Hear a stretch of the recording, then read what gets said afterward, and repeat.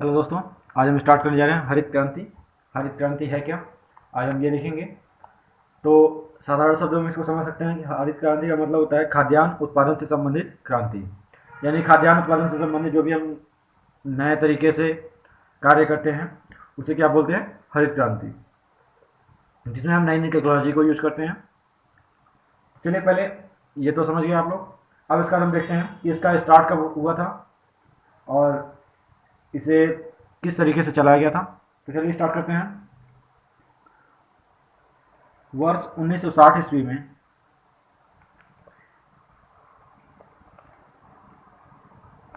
अकाल की स्थिति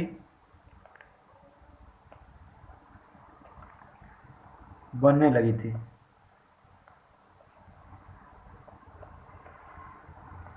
अर्थात 1960 ईस्वी में खाद्यान्न की बहुत ज़्यादा कमी हो गई थी, बहुत ज़्यादा किल्लत हो गई थी, जिसके कारण क्या हुआ था, अकाल होने लगा था। उसके बाद जिससे बचने के लिए जिससे बचने के लिए भारत सरकार ने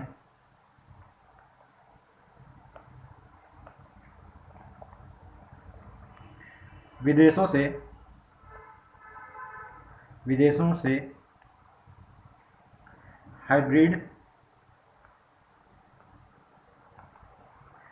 प्रजाति की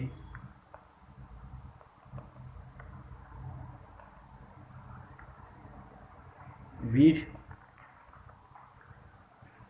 मंगाए।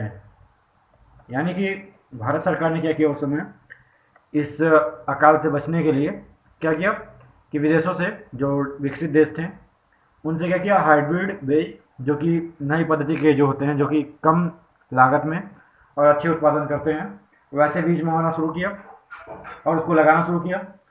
इसके बाद अपनी उच्च उत्पादकता के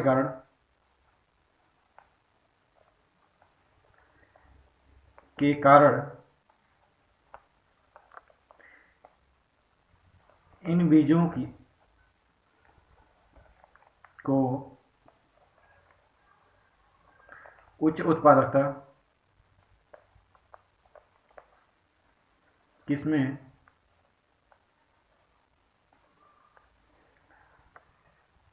HYV कहा जाता था। ठीक है, अब HYV क्या है इसको आपको बताते हैं। HYV का फुल फॉर्म है हाई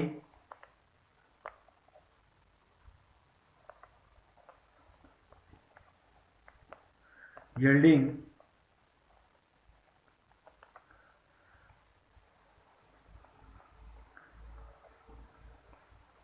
हाई यील्डिंग वेराइटीज। ठीक है, तो ये था आपका HYV। अब इसका देख लेते हैं कि सर्वप्रथम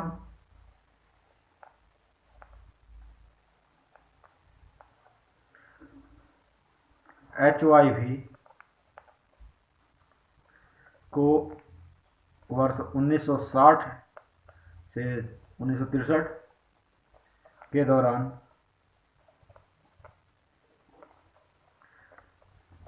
देश में या देश के 7 राज्यों के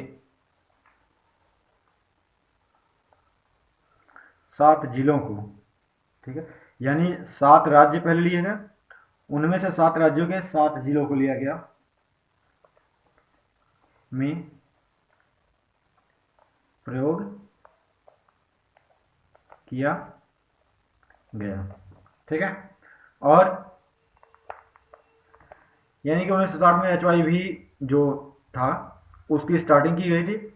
1960 से 63 के बीच में क्या किया गया, 7 राज्यों को चयनित किया गया था। उसमें से उन 7 राज्यों में से 7 जिलों को चयनित किया गया था इसकी खेती के लिए। और इसे गहन कृषि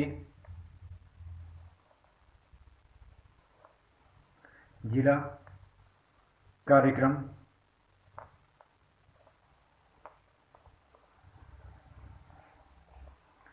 जैसे IADP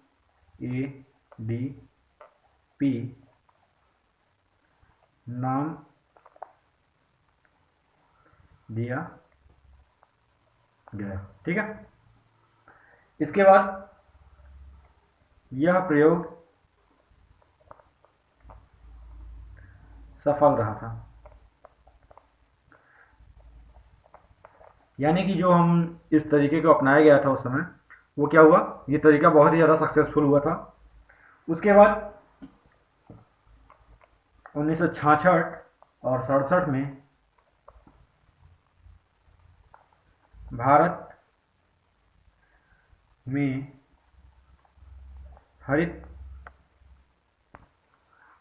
हरित क्रांति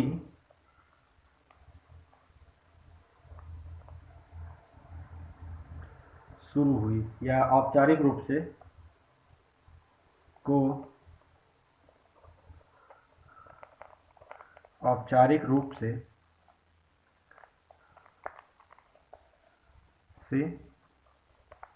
अपनाया गया।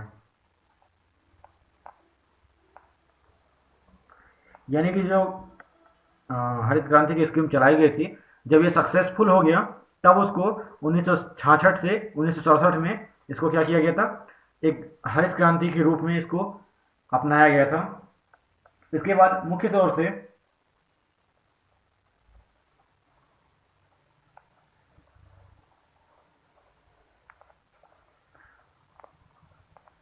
हरित क्रांति देश में कृषि उत्पादन को बढ़ाने के लिए लागू की गई थी। ठीक है। इसके बाद इसके तहत अनाज उगाने के लिए प्रयुक्त पारंपरिक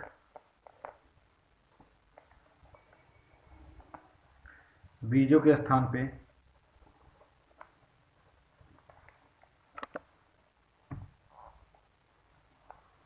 पर उन्नत किस्म की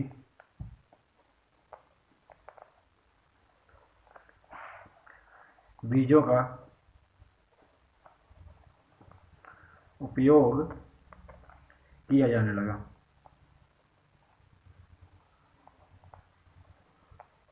ठीक है। इसके बाद फिर इसमें क्या हुआ था कि कुछ बता देता हूँ, दिखाई देते हैं। पारंपरिक बीजों के स्थान पर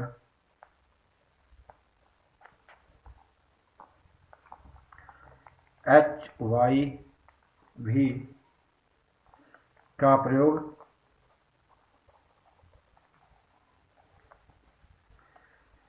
सिंचाई के लिए या फिर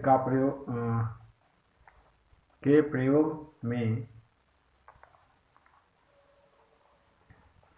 सिंचाई के लिए अधिक पानी, उर्वरक, कीटनाशक की आवश्यकता होती थी।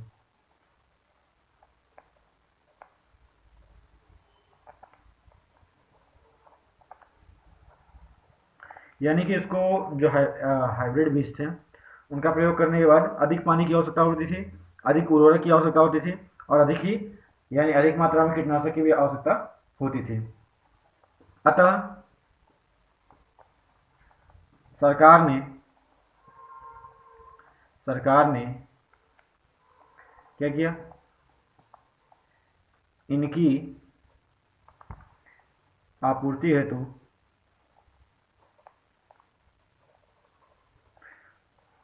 सिंचाई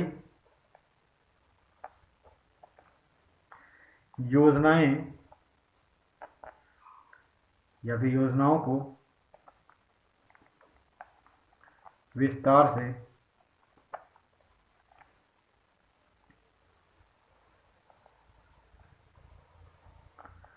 बढ़ाया तथा उर्वरकों आदि पर सब्सिडी देना प्रारंभ किया।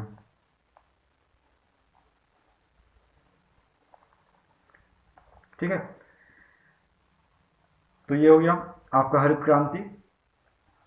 इसके बाद बताते हैं आपको कुछ और भी इसमें से संबंधित महत्वपूर्ण क्वेश्चन। तो हरित क्रांति में आने वाले कुछ फसलें जैसे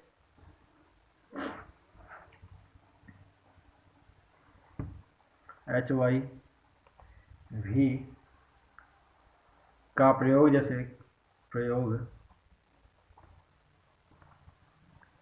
गेहूं, चावल, ज्वार, बाजरा और मक्का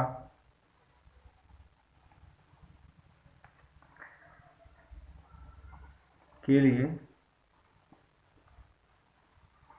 किया जाता था। उसके बाद ऐसा करने के बाद तब जाकर के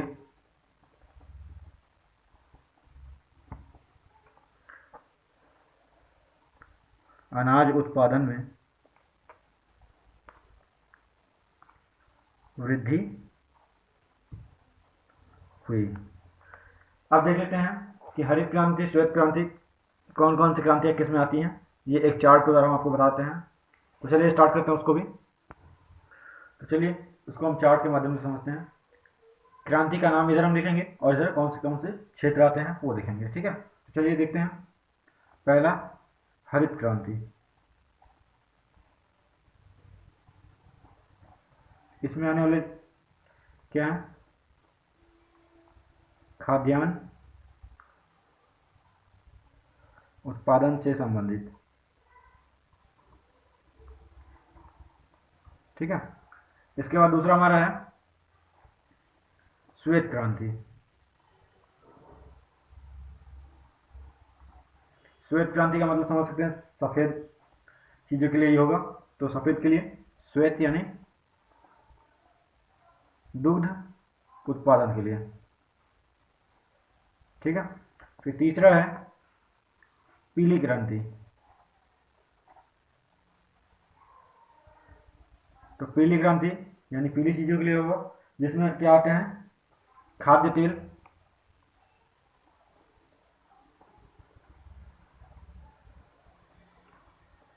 और तिलहन फसलों के लिए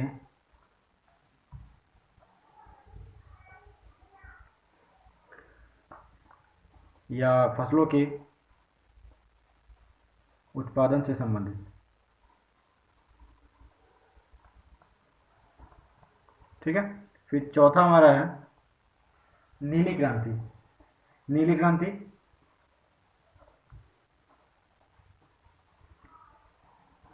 नीली क्रांति का मतलब कि मछली से होगा, मत्स्य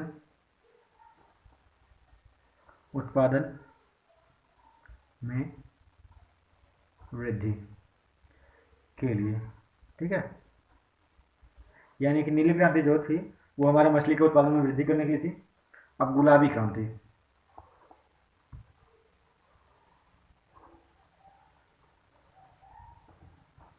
गुलाबी क्रांति किसके लिए है?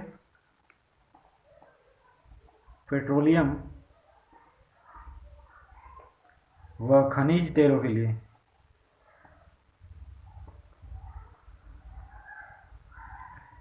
के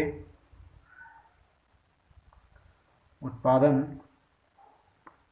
को बढ़ाने के लिए।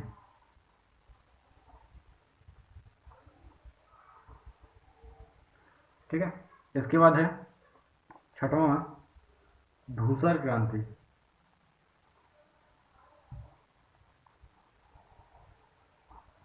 धूसर क्रांति आपका जो है वो है उर्वरक उत्पादन में वृद्धि से संबंधित।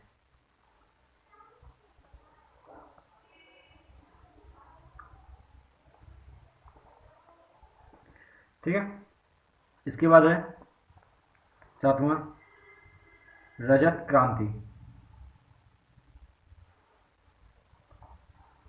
रजत क्रांति में क्या होगा? अंडा और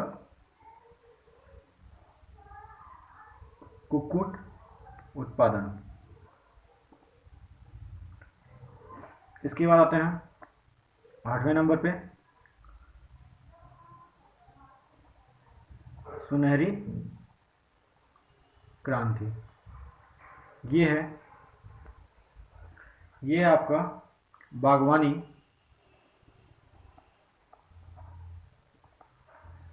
शहद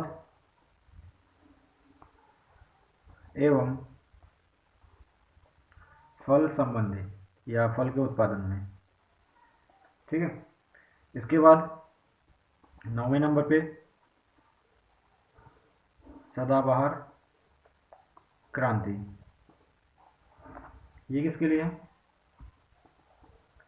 देश में या देश की मिट्टी को उन्नत बनाना। ठीक है, किसानों को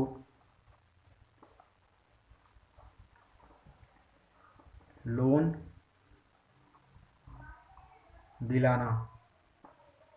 ठीक है, तो ये है इससे संबंधित। इसके बाद फिर हमारा 10वें नंबर पे है गोल क्रांति। तो गोल क्रांति क्या है उसको भी देख लेते हैं। इसमें है आलू के उत्पादन से संबंधित। फिर नेक्स्ट हमारा है 11वां इंद्रधनुषी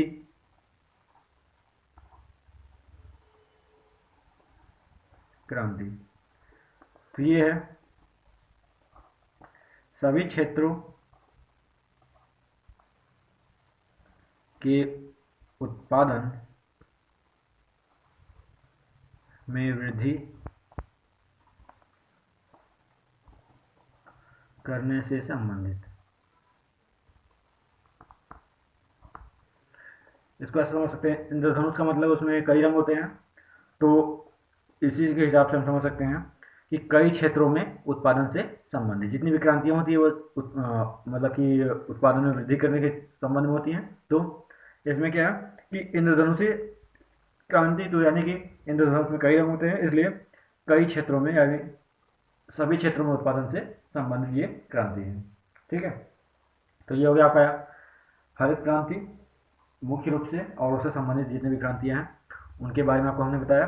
और अगर आपको इसमें कोई डाउट है तो हमें कमेंट बॉक्स में कमेंट करके क्वेश्चन पूछ सकते हैं। और अगर आप इस चैनल पर नए हैं तो हमारे चैनल को सब्सक्राइब कर लीजिए और बेल आइकन प्रेस कर लीजिए, जिससे कि आपको नए नए वीडियोज़ के अपडेट मिलते हैं। Thank you for watching.